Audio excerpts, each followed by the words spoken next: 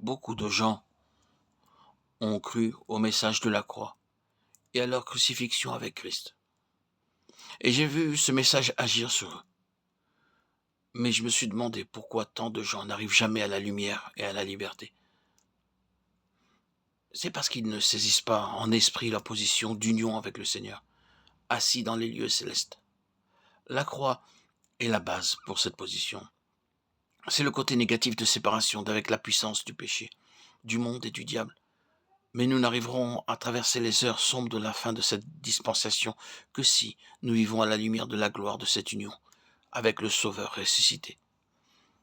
Ce qu'il nous faut faire maintenant, c'est détacher nos regards de ces ténèbres qui nous entourent, ténèbres qui s'épaississent dans le monde, et vivre une vie de victoire personnelle, jusqu'à l'extrême limite des lumières que Dieu nous a données.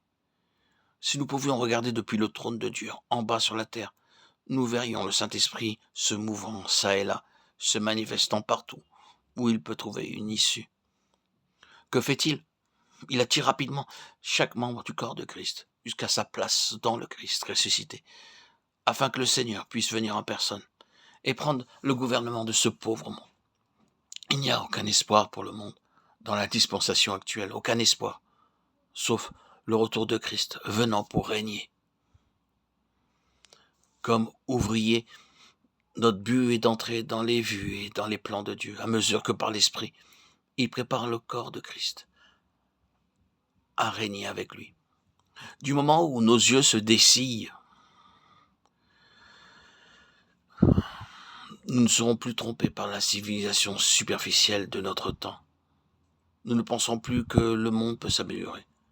Nous ne serons pas surpris non plus de voir que le christianisme actuel lapidera les prophètes, comme le firent les Juifs.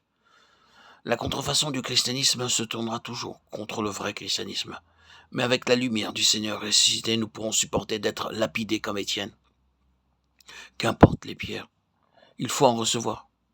Il eut deux sortes de bénédictions à la Pentecôte. La bénédiction du Saint-Esprit pour gagner les âmes et la bénédiction des pierres. Êtes-vous prêt à recevoir ces deux bénédictions? Vous désirez la grâce pour gagner les âmes, mais laissez le Maître choisir pour vous l'honneur d'être lapidé comme un martyr. Il est peut-être plus facile d'être un martyr en Chine, en Asie, dans d'autres continents du monde. Mais Dieu a aussi ses martyrs dans les pays européens, les pays soi-disant chrétiens. Il y a aussi une manière civilisée de les lapider à l'heure actuelle. Ne craignez donc pas la persécution, des railleries, l'opposition, ni l'isolement.